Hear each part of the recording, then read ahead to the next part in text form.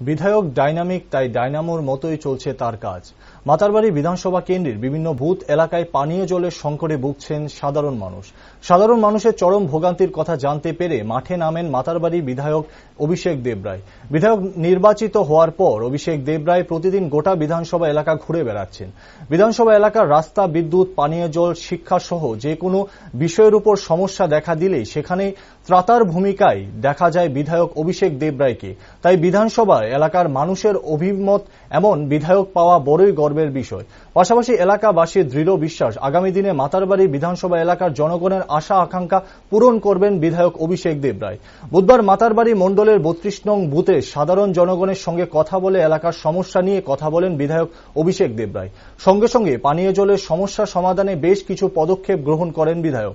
তবে এদিন বিধায়কের এই ধরনের উন্নয়নমূলক কাজকর্মের জন্য ৩২ নং বুথের জনগণ অত্যন্ত আনন্দিত এবং খুশি। আজ আমরা ৩২ মাতারবাড়ি মণ্ডলের ৩২ নম্বর বুথে এসেছি। মাননীয় বিধায়ক আমাদের সঙ্গে এসছে।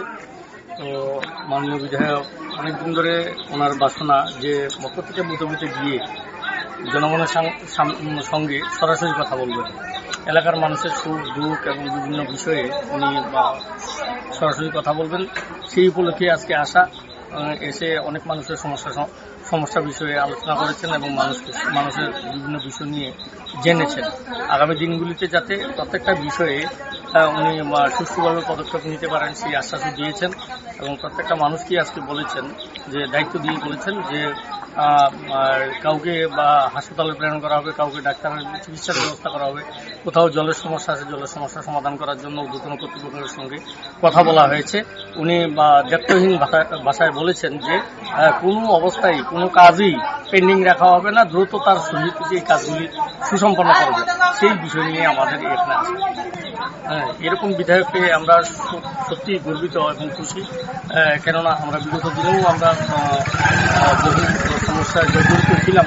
আজকের দিনে কিন্তু আর এই সমস্যা নেই। আশা করি আগামী দিনগুলি খুব ভালো যাবে এবং আমাদের এবং জনগণের আশা আকাঙ্ক্ষা পূরণ